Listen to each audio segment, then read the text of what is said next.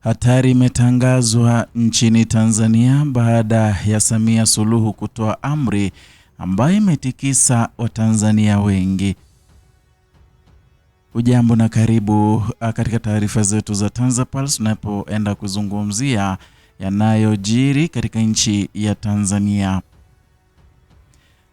Hapo jana mwenyekiti wa Chama cha Demokrasia na Maendeleo John Heche alizungumza mambo mengi sana kuhusiana na uchumi wa Tanzania, akiuliza maswali haswa kuhusiana sana na ongezeko la bei ya mafuta, huku akisema kwamba waziri wa kawi alikuwa ametangaza kwamba hazina ya mafuta ambayo ilikuwa imehifadhiwa ingeweza kumalizika mwezi wa 7. Kwa hiyo alikuwa ameuliza ni kwa nini leo hii mafuta yalikuwa yamekosa na hadi kupelekea kuinuliwa ama kuongezwa kwa bei ya mafuta. Ni masuala ambayo kidogo tunaendelea kuiangazia hapa, lakini swala hilo ni kama halikuenda vizuri na chama cha CCM haswa na Samia Suluhu ambaye alitoa amri kupitia mwanawe Abdul vile akatumia chawa wake, akatumia ujumbe vyumba vya habari akiwaambia kwamba wadondoshe taarifa hizo na kwamba wazizushe, wasiweke kwenye station hizo. Mwenye atakaidi amri hizo basi angechukuliwa hatua kali. Na ikumbukwe vile jana hiyo baada ya makamu mheshimiwa John Heche kufanya hiyo press walikuwa napigiwa masimu sana waandishi wa habari. Waliwaambia kwamba wasipandishe content za Chadema kabisa. Hata media zilipost press ya mheshimiwa Tundu Lissu kuhusu bei ya mafuta. Vile waliambiwa washushe video zote, la sivyo basi TCRA ingefanya nini? Ingewafungia vyombo vyao vya habari.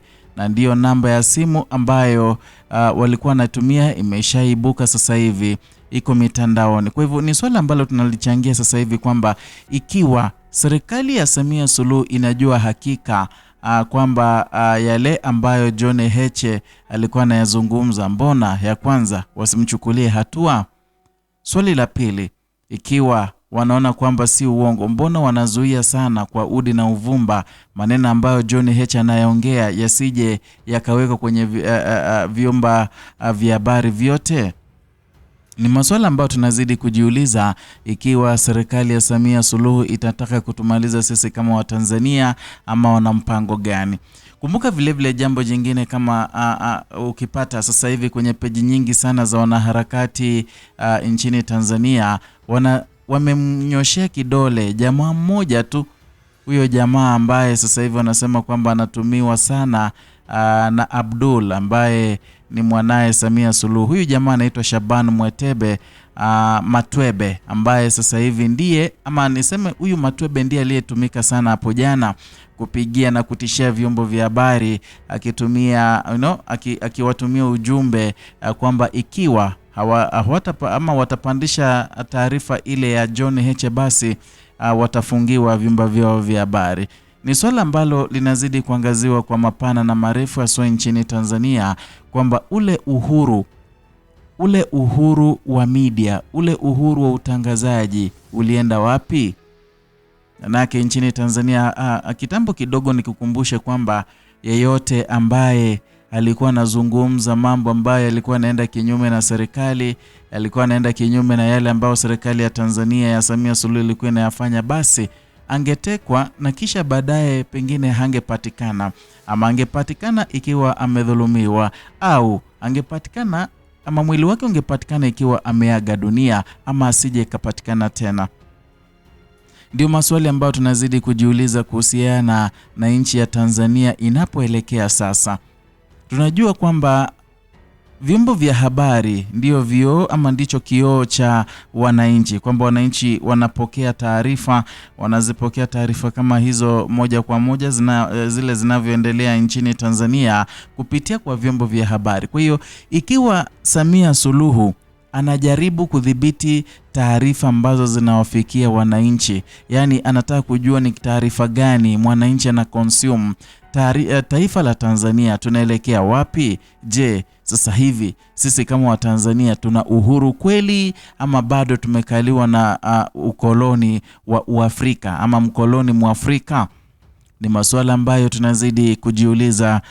Na vile vile ukiangazia mambo ambayo John Heche aliangazia sana, hakuna taarifa ambayo imetokea hata moja kutoka kwa chama cha CCM ikizungumzia ama ikitoa taarifa ambayo inakinzana na ile ya John Heche kisha wakasema kwamba John Heche alidanganya. Kwa hiyo inaonyesha kwamba yote ambayo mwenyekiti wa chama cha demokrasia na maendeleo aliyotaja jana, inaonyesha kwamba kuna uongo mahali na kuna ukora unaotumiwa na Samia Suluhu pamoja na machawa wake, hasa kupora Watanzania pesa zao, hasa kuhusiana ili swala la mafuta.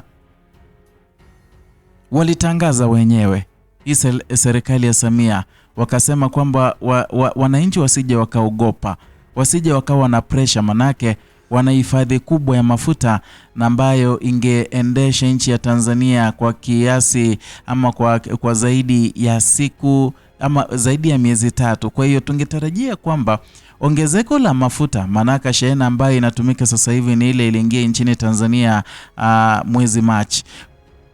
Kwa hiyo tunatarajia kwamba miezi 3 baadaye ndipo waanze kupandisha gharama ya mafuta, lakini wakipandisha sasa hivi inakuwa ni muhali kidogo, manake kila kitu, bei ya kila kitu inategemea bei ya mafuta, bei ya vyakula inategemea mafuta, kila kitu. Kwa hiyo inamaanisha kwamba maisha ya Mtanzania yanaenda kukua magumu zaidi. Inamaanisha kwamba hali ya maisha, gharama ya maisha inazidi kuongezeka kila uchao. Tumeona mataifa mengine yakisaidia sana, akichukua mbinu ambazo zinasaidia kupunguza ile gharama ya maisha. Nchi kama Zambia ilichukua ikatoa zile kodi zote za mafuta ili at least ipunguze bei ya mafuta kwa wananchi, at least waweze kujikinga kidogo na hii dhoruba ambayo inawapiga ya ongezeko la mafuta kutokana na vile vita ama ile vita ambayo iko pale Iran, vita vya Iran. Kwa hivyo ni masuala ambayo ukiangazia vizuri kwa mapana na marefu nagundua kwamba serikali ya Samia inacheza hide and seek.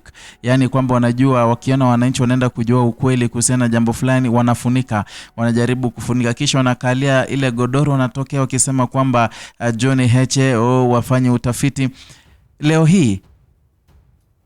Leo hii Kenani Kiongosi alijitokeza katika chumba cha Mapinduzi, chumba cha Chama cha Mapinduzi, akizungumza, akimuonya sana John Heche, akisema kwamba awe amefanya utafiti zaidi na asije akazungumza mambo ya uchumi bila kuwa na tajriba ama kuongea ama bila kufanya utafiti.